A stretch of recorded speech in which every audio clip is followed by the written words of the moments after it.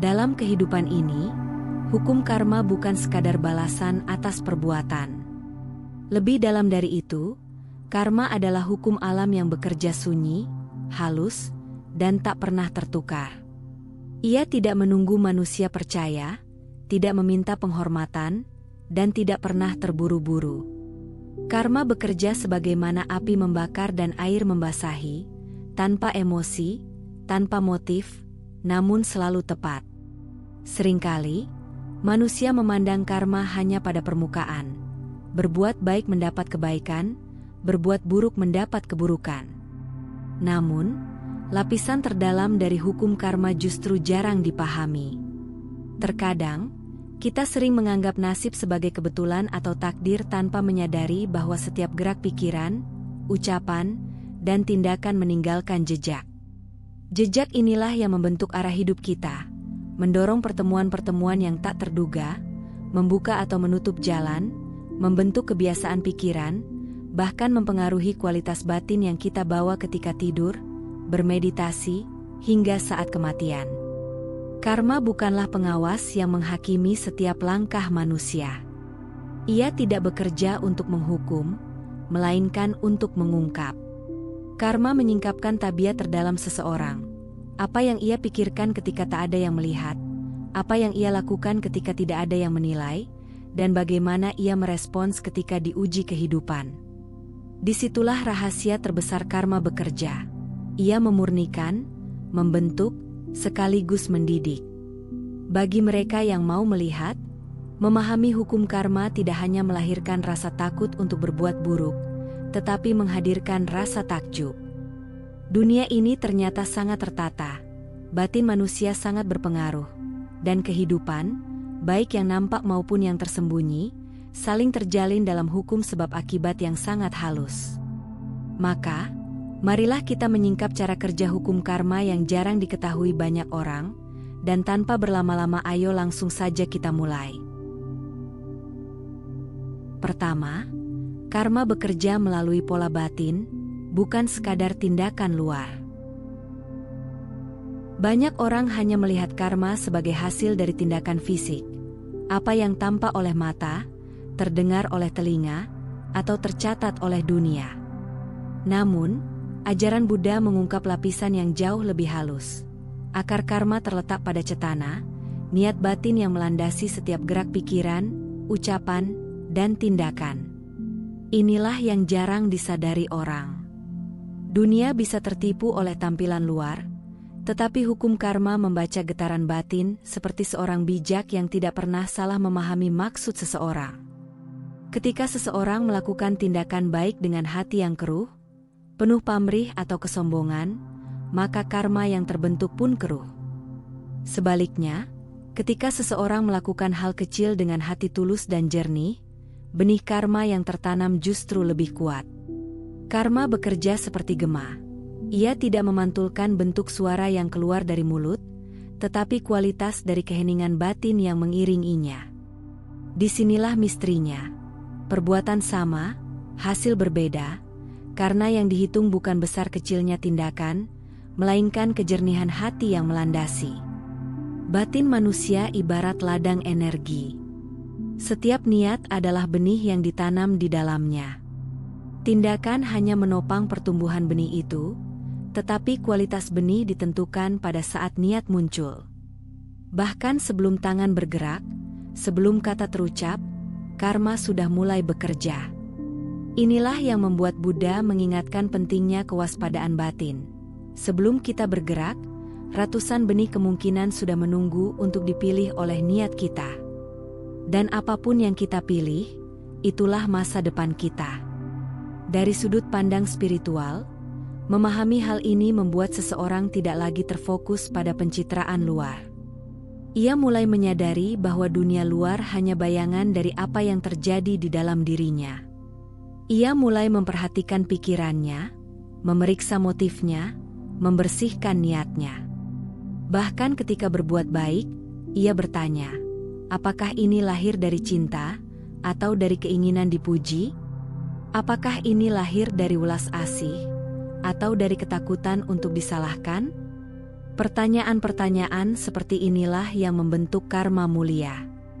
Kesadaran bahwa karma bekerja melalui pola batin menuntun kita pada satu kesimpulan yang jarang dipahami orang. Hidup ini dibentuk lebih banyak oleh kualitas batin daripada oleh tindakan besar. Satu pikiran penuh kebencian bisa merusak kebajikan besar. Satu detik ulas asi bisa melampaui tindakan lahiriah yang tampak heroik. Ketika seseorang memahami ini, ia berhenti mengejar kebaikan yang diukur dunia, dan mulai membangun kebaikan yang diukur alam semesta. Ia sadar bahwa perubahan sejati tidak dimulai dari tangan, tetapi dari hati. Kedua, karma bisa tertunda, menunggu kondisi yang tepat.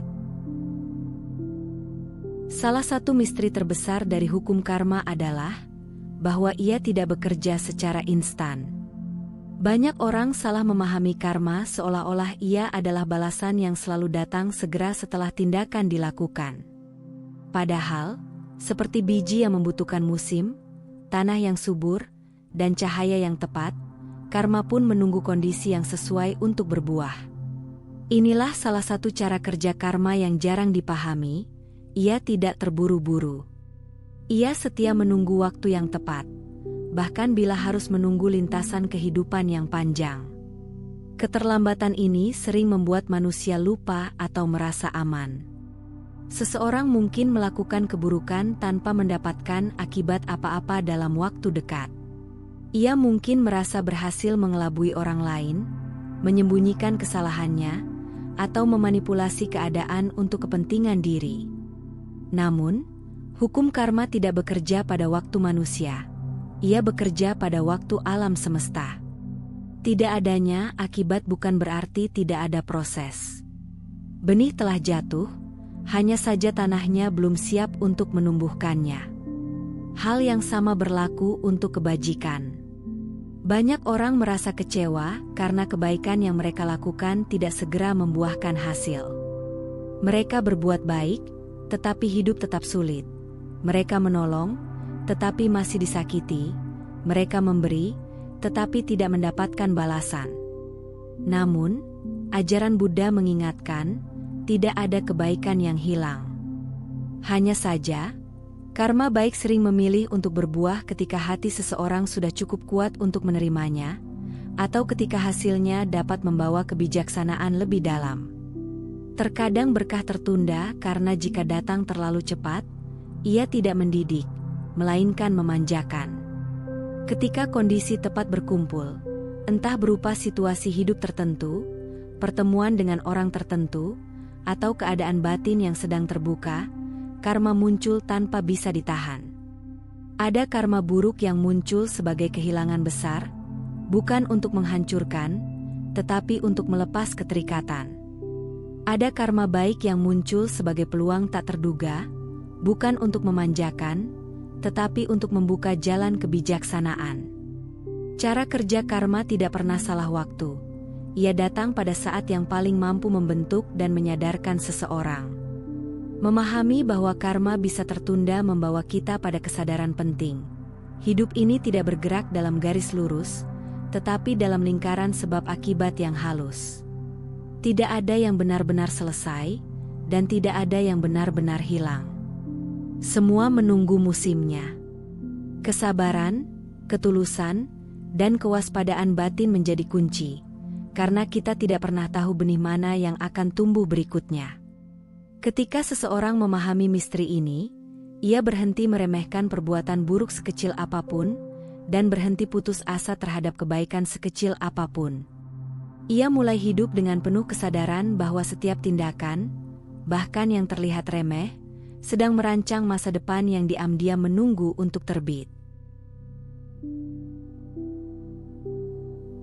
Ketiga, karma bekerja melalui kebiasaan yang kita bangun tanpa disadari. Salah satu rahasia paling halus dalam ajaran Buddha adalah bahwa karma tidak hanya bekerja melalui tindakan besar, tetapi melalui kebiasaan kecil yang berulang setiap hari. Inilah yang disebut sanhara, pola batin yang tercetak akibat niat dan tindakan yang terus-menerus dilakukan.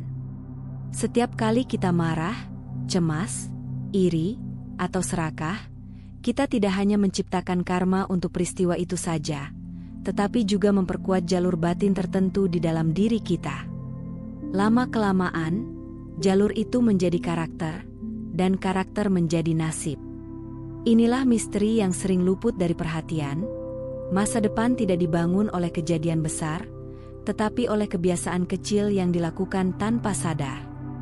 Ketika seseorang sering memberi ruang pada kemarahan, kemarahan itu mulai membentuk cara ia memandang dunia. Ia tidak lagi melihat orang lain sebagaimana adanya, tetapi melalui kacamata kecurigaan dan kekecewaan yang telah ia bangun sendiri.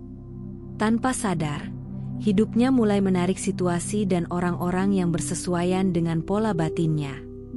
Dalam diam, karma bekerja seperti arsitek yang membangun rumah tanpa menunggu izin pemiliknya. Ia membentuk realitas seseorang berdasarkan kebiasaan batin yang dipelihara setiap hari.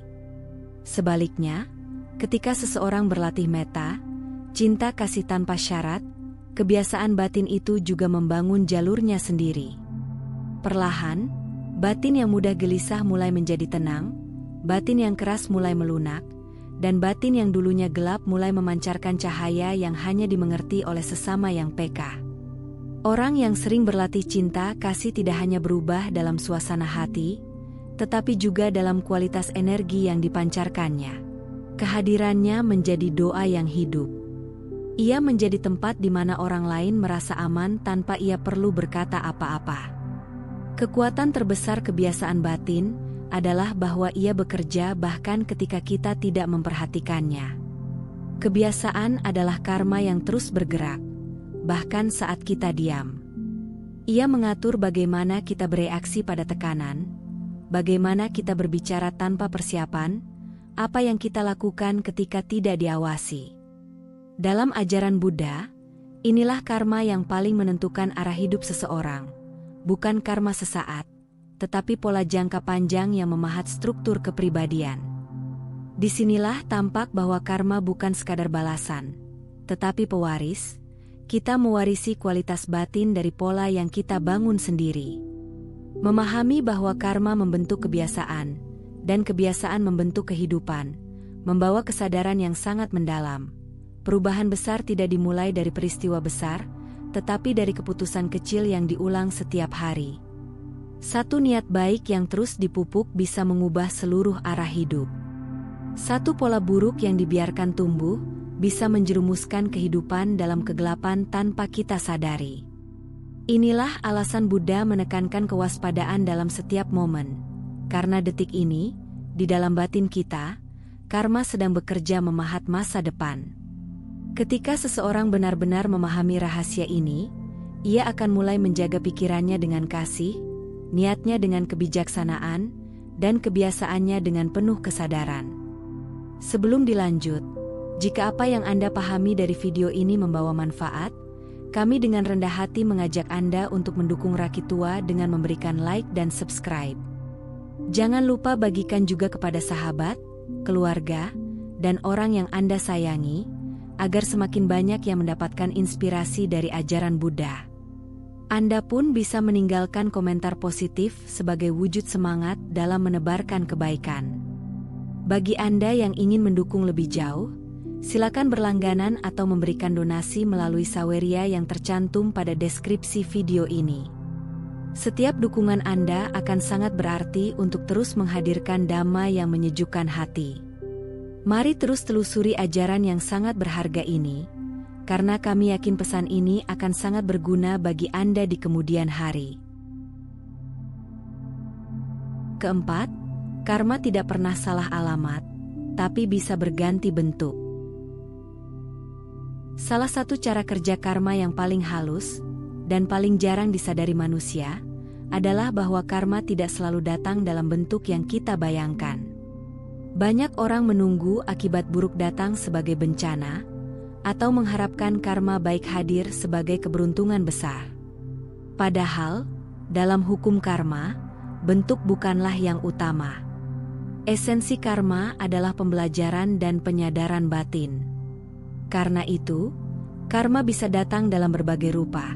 lembut atau keras, langsung atau berputar, menyenangkan atau menyakitkan.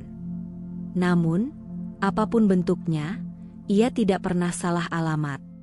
Karma menemukan jalan menuju hati yang membutuhkannya. Kerap kali karma datang sebagai pengalaman yang tampak biasa saja, tetapi mengandung pesan yang mendalam. Pertemuan dengan seseorang yang menegur sifat buruk kita, kegagalan yang menghentikan langkah kita menuju arah yang salah, atau kehilangan sesuatu yang membuat kita mulai mempertanyakan makna hidup. Dari luar, tampak seperti kejadian acak. Tetapi bagi mereka yang melihat dengan mata batin, itu adalah cara karma mengetuk pintu kesadaran. Ia tidak datang untuk menghancurkan, tetapi untuk mengingatkan. Ia tidak datang untuk menyakiti, tetapi untuk membuka ruang bagi pertumbuhan. Karma baik pun sering datang tidak dalam bentuk materi atau keberuntungan besar, tetapi sebagai kejernihan batin. Ada orang yang hidup sederhana namun hatinya tenang, bahagia, dan penuh syukur. Itu pun buah karma. Ada yang sulit dalam hidup, tetapi selalu bertemu orang-orang yang menolongnya pada saat yang tepat. Itu juga buah karma. Terkadang karma baik tidak datang sebagai hadiah, tetapi sebagai arah baru, sebagai keberanian untuk berubah, atau sebagai kebijaksanaan yang tumbuh dari pengalaman pahit. Bentuknya berubah-ubah, tetapi tujuannya selalu sama, memurnikan batin. Ada kalanya karma buruk datang bukan sebagai hukuman, tetapi sebagai perlindungan. Seseorang mungkin kehilangan sesuatu yang ia cintai, pekerjaan, hubungan, peluang, namun di balik kehilangan itu ada pintu yang terhindarkan, kesombongan yang gagal tumbuh, keangkuhan yang mereda, atau jalan yang ternyata membawa bahaya. Banyak orang baru menyadari setelah waktu berlalu bahwa kemalangan yang dulu mereka tangisi ternyata adalah keselamatan tersembunyi. Inilah misteri karma, ia memberi apa yang kita butuhkan, bukan apa yang kita inginkan. Memahami bahwa karma tidak pernah salah alamat tetapi bisa berganti bentuk membuat seseorang berhenti mengutuk nasib dan mulai belajar memahami hidup. Ia mulai melihat setiap peristiwa, baik atau buruk, sebagai pesan dari alam batin sendiri. Ia berhenti merasa sebagai korban dan mulai menjadi murid kehidupan. Ketika seseorang benar-benar menyadari hal ini, ia tidak lagi mengejar keberuntungan atau lari dari kesulitan. Ia hanya berusaha membersihkan hatinya, memperbaiki niatnya, dan menjalani hidup dengan kesadaran penuh. Karena ia tahu, ketika hati berubah, bentuk karma pun berubah. Kelima, karma saling menumpuk, saling menetralkan, atau saling menguatkan.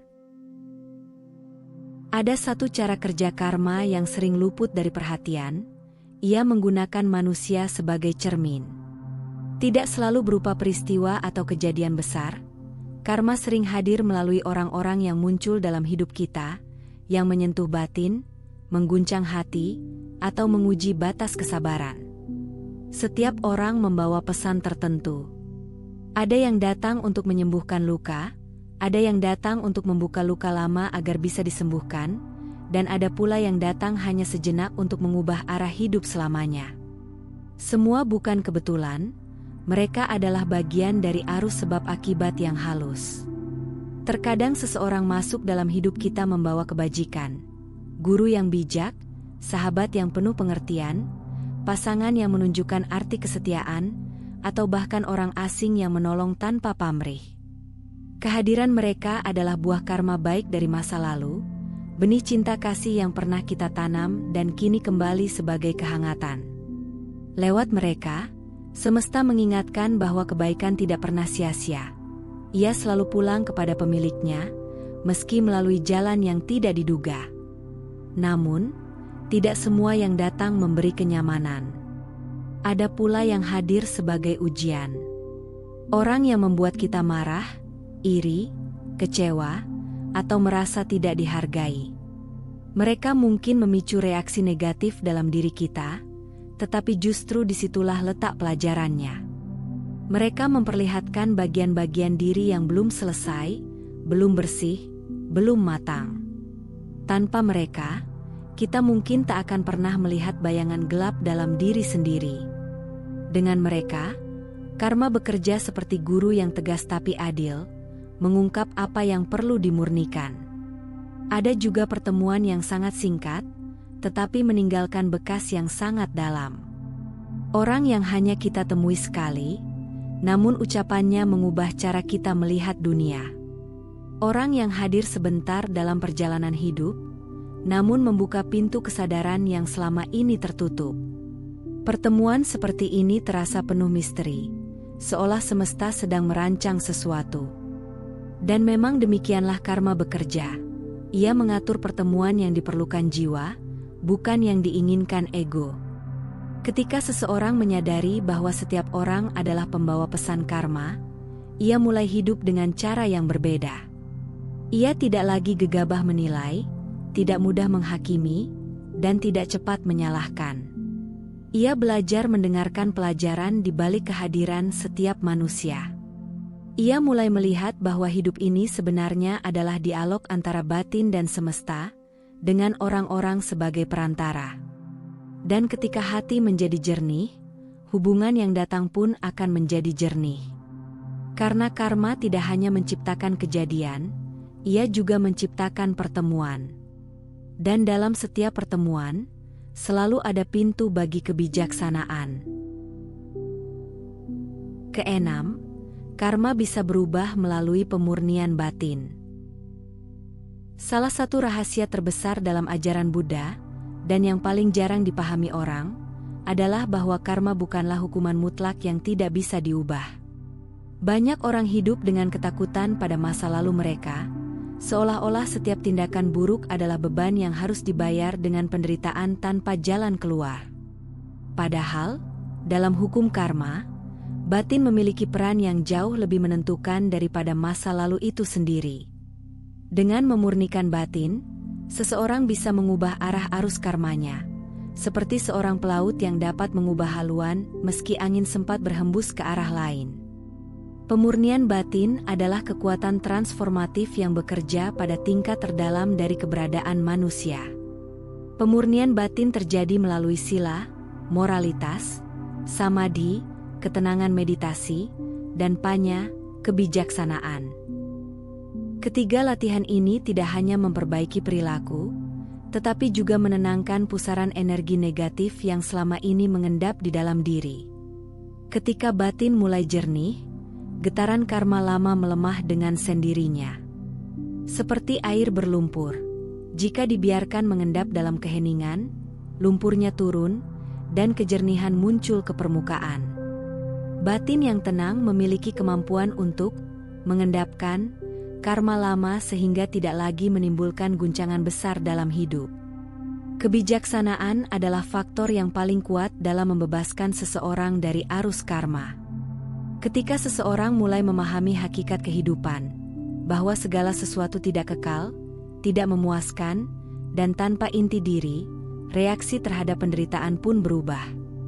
Dulu seseorang mungkin menambah karma buruk dengan membalas kebencian dengan kebencian, atau ketakutan dengan kemelekatan. Tetapi ketika kebijaksanaan hadir, ia merespons penderitaan dengan pengertian, kesabaran, dan welas asih. Pada saat itulah, karma lama yang hendak berbuah kehilangan bahan bakarnya. Ia bagaikan api yang perlahan padam karena kekurangan kayu. Perubahan karma dapat dianalogikan seperti seorang penebang kayu yang pernah menebang pohon di hutan, dan menyebabkan kerusakan besar. Kerusakan itu adalah karma buruknya. Namun suatu hari ia kembali ke hutan yang sama, bukan sebagai perusak, tetapi sebagai penjaga.